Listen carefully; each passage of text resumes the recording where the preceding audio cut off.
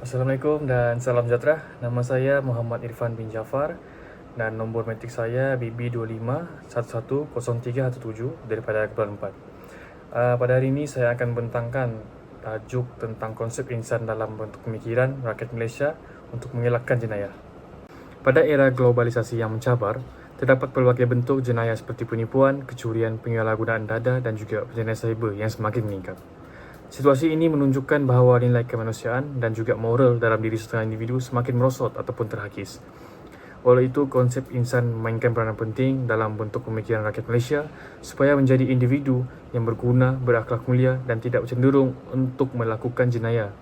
Persoalannya, apakah peranan konsep insan dalam bentuk masyarakat yang mampu menolak pengaruh jenayah? Peranan utama konsep insan ialah bentuk pegangan agama dan nilai moral yang kukuh. Agama menjadi panduan hidup yang mengajar manusia tentang nilai kejujuran, amanah, tanggungjawab dan kebaikan. Apabila seseorang mempunyai pegangan agama yang kuat, mereka akan lebih berhati-hati dalam setiap tindakan kerana memahami akibat perbuatan yang salah. Secara tidak langsung, individu tersebut akan menjauhi kegiatan jenayah ataupun sentiasa berusaha menjadi insan yang berakhlak mulia. Selain itu, konsep insan juga membantu membentuk pemikiran yang rasional dan juga matang sebelum membuat sesuatu keputusan. Individu akan mempertimbangkan kesan baik dan buruk sesuatu tindakan sebelum bertindak. Hal ini dapat mengelakkan mereka daripada terpengaruh dengan perkara negatif seperti gangsterisme, penyalahgunaan dada dan juga lubah haram. Melalui pemikiran yang matang, seseorang mampu membuat keputusan yang bijak dan bertanggungjawab serta menjauhi aktiviti yang melanggar undang-undang.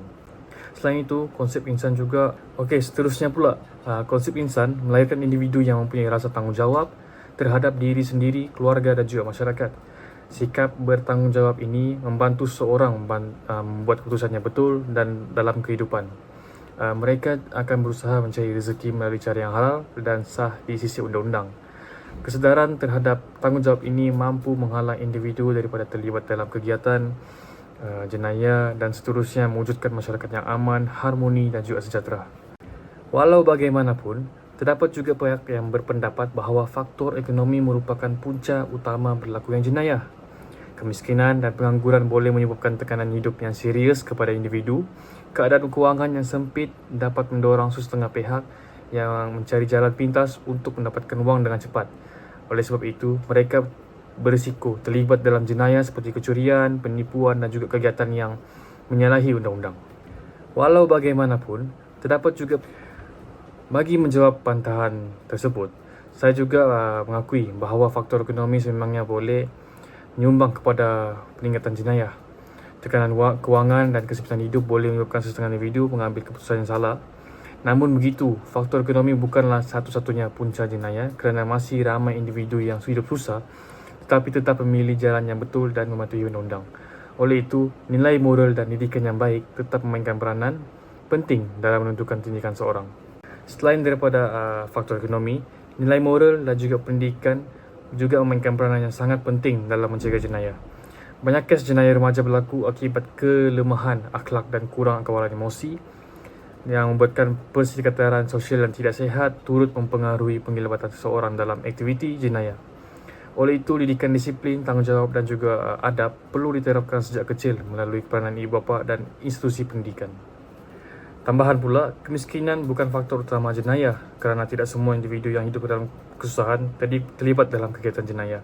Malah, terdapat juga individu yang mempunyai pekerjaan tetap dan pendapatan tinggi tetapi masih melakukan jenayah seperti rasuah, pecah amanan dan juga penipuan kewangan. Keadaan ini membuktikan bahawa jenayah lebih berkait rapat dengan kelemahan akhlak, sikap tamak dan kurangnya pegangan nilai yang hidup yang baik. Oleh itu, pembentukan insan yang berakhlak, berintegriti dan juga bertanggungjawab perlu diperkukuhkan bagi mengurangkan kadar jenayah dalam negara.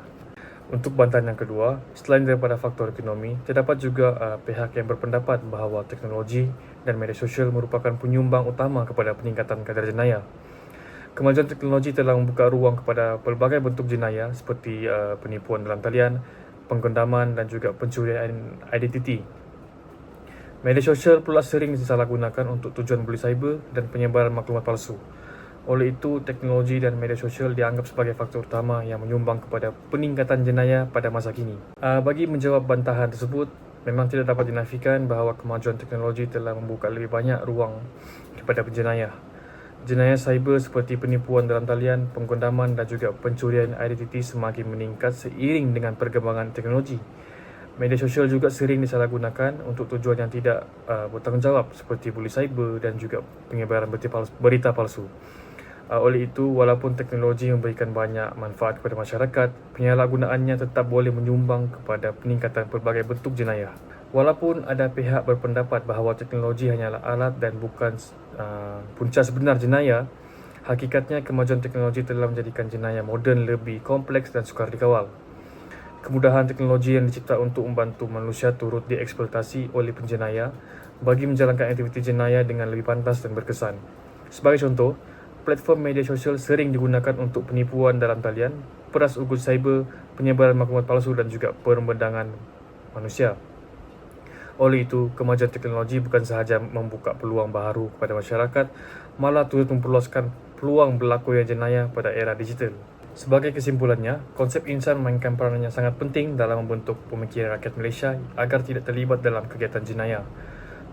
Pegangan agama yang kukuh, pemikiran yang rasional serta sikap tanggungjawab yang tinggi mampu melahirkan individu yang berintegriti dan berakhlak mulia.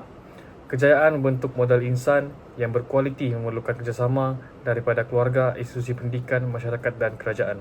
Marilah kita bersama-sama menghayati konsep insan demi mewujudkan negara yang aman, maju dan bebas daripada jenayah.